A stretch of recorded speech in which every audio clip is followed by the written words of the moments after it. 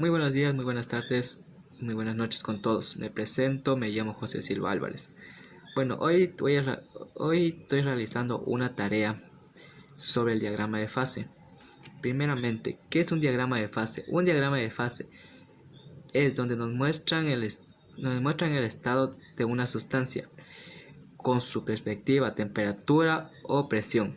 Por ejemplo, vamos a realizar un ejemplo explicando sus características y sus composiciones. Listo, continuamos. Bueno, en un diagrama de fase lo primero que tenemos son los límites de fase. Los límites de fase del agua es el diagrama de agua que vamos a hacer ahorita. H2O. Bueno, el diagrama del agua primero se hacen las líneas o los límites de fase. Sería así. Se ve por acá. Que estos límites de fases son los que dividen los estados de la materia, que sería en este caso sería líquido, sólido y gaseoso.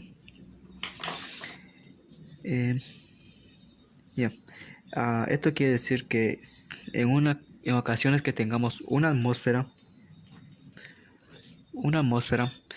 y a una temperatura de 100 grados centígrados,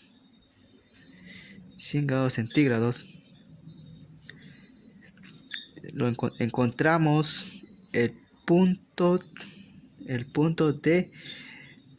de evolución normal, de temperatura de evolución normal, que es donde hay un equilibrio entre líquido y gaseoso. Pero si conservamos la misma atmósfera a una temperatura de 0 grados centígrados, encontramos el punto de evolución, de temperatura de evolución normal mismo, pero aquí vuelta es donde hay un equilibrio de líquido a sólido, pero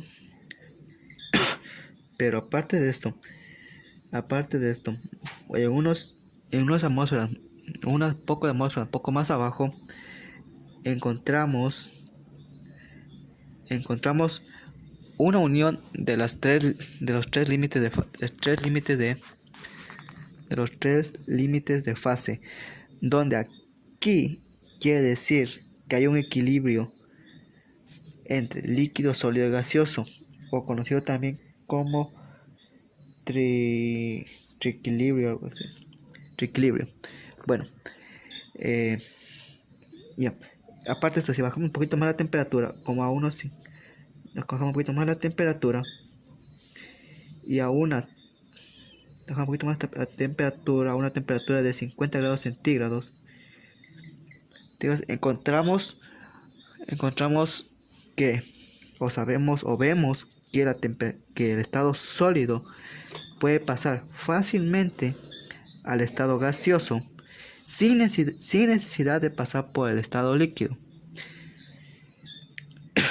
Y también podemos saber que al final de esta línea tenemos un punto, se llama el punto crítico, que es donde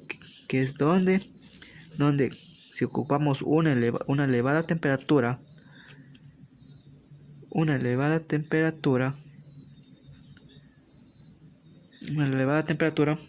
sabemos que aquí es donde el estado gaseoso no puede pasar al estado líquido. ¿Por qué? Porque aquí la atmósfera es más alta y no hay como que el estado líquido se condense y pase por medio de fases al estado líquido. Bueno, y este se llama punto crítico.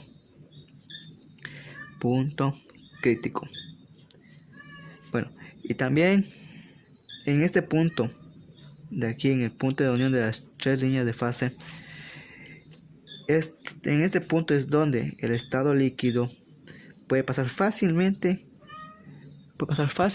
al estado sólido, y el estado sólido puede pasar fácilmente al estado gaseoso, y el estado gaseoso puede pasar fácilmente al estado líquido. O también puede ser que el estado líquido pase fácil al estado gaseoso, al estado sólido o de sólido a líquido. Así una cadena. Y en el planeta Tierra, aquí en el planeta Tierra normalmente a una atmósfera a una temperatura de 100 grados centígrados, la mayoría de agua o líquidos que hervimos se evaporan. Se pueden evaporar fácilmente.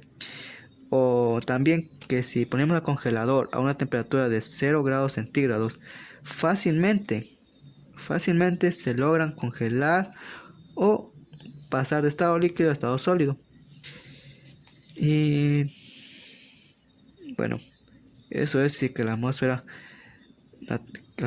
normal que tenemos aquí en la Tierra es una sola línea constante.